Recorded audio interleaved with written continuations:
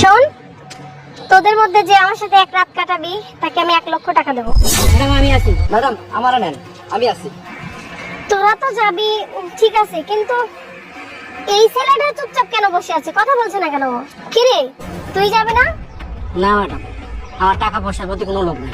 ওরা যাইতে চাইতেছে, আপনি ওকে নিয়ে যান। দেখ, আমি তোকেই নিয়ে যাব। তুই যদি আমার সাথে যাস না, এটার সাথে আরো 1 লাখ টাকা দিয়ে 2 লাখ টাকা দেবো।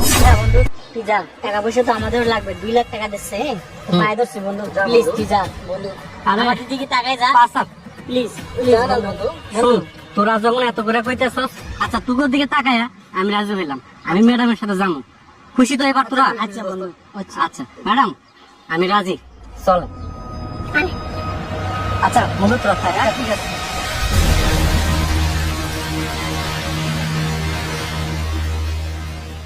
আচ্ছা ম্যাডাম, একটা কথা বলি, আপনি তো অনেক সুন্দর, তাছাড়া বাড়িঘর দেখে মনে হইতেছে আপনি অনেক বড় লোক। ম্যাডাম আপনি আমার কি দেখে আমার মতো একটা গ্রামের ক্ষেত টোকাইরে আপনি এক রাতের জন্য বাসায় ডেকে আনলেন? তুই এগুলা বুঝবি না। যাই হোক, কিছুক্ষণ ওয়েট কর, সবকিছু বুঝতে পারবি।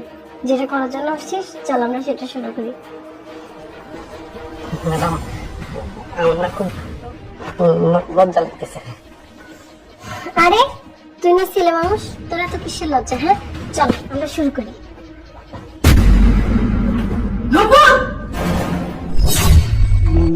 ম্যাডাম এটা কে? আরে তুমি ভয় পেও না, তুমি চুপ থাকো, ব্যাপারটা আমি দেখছি। কি ভয় পাবো না মানে? ও, আমার আর বুঝতে বাকি নেই, নিশ্চয়ই এটা তোর নাগর, তাই না? আমি জানতাম যে তোর অন্য জায়গায় পরকীয় সম্পর্ক আছে, আর সেই জন্যই আমি সবসময় তোকে চোখে চোখে রাখতাম। সি, আমার লজ্জা লাগতেছে যে তুই আমার স্ত্রী। হ্যাঁ, দেখো দেখো বলছি। আরে তোর লজ্জা লাগে না একটা বিবাহিত মহিলার সাথে সম্পর্ক করতে? আমি তো কিছু এই, তুমি থামো, আমি দেখছি। কি সমস্যা কি তোমার? হ্যাঁ, তুমি দেখতে পাচ্ছ না আমরা দুজন একসাথে? কখন একটা মানুষ একসাথে থাকে?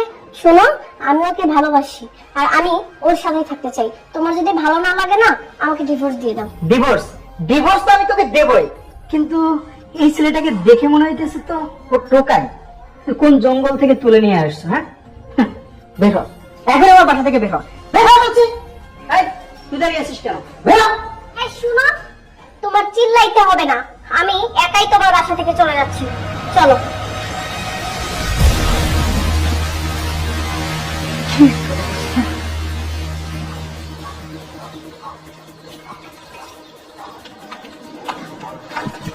ম্যাডাম ও আচ্ছা, বুঝতে পারছি। এই নে তোর পেমেন্ট, তুই তোর কাজে যা, আমি যাই। ম্যাডাম শুনেন, একটা কথা ছিল। উপরে যা বুঝলাম ওইটা আপনার হাজবেন্ড। ম্যাডাম আপনি নিজে নিজে সংসারটা নষ্ট করলেন। পৃথিবীতে কোনো মানুষই তো চায় না তার সংসারটা নষ্ট করতে, আপনি কেন এমনটা করলেন ম্যাডাম? তুই শুনবি? দেখ, আমি ইচ্ছা করে এই কাজটা করছি, কারণ আমি ওই লোকটার হাত থেকে মুক্তি চাই। তুই বলতে পারিস যে আমি কেন মুক্তি চাই? হ্যাঁ।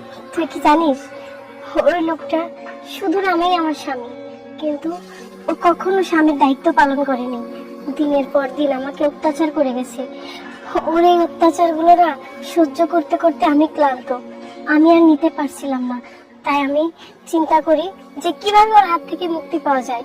আর ও আমাকে এমনি এমনি ছেড়ে দেবে না, ও আমাকে ছাড়বেও না, ও আমাকে ভালোও থাকতে দেবে না।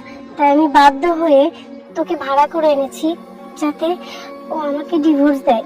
ও আচ্ছা, বুঝতে পারলাম, তার মানে এটা আপনার একটা নাটক ছিল। দেখ, তুই এসব বুঝবি না। আচ্ছা, তুই তো টাকা পেয়েছিস না, এবার তুই আসতে পারিস। আমিও যাই। আচ্ছা।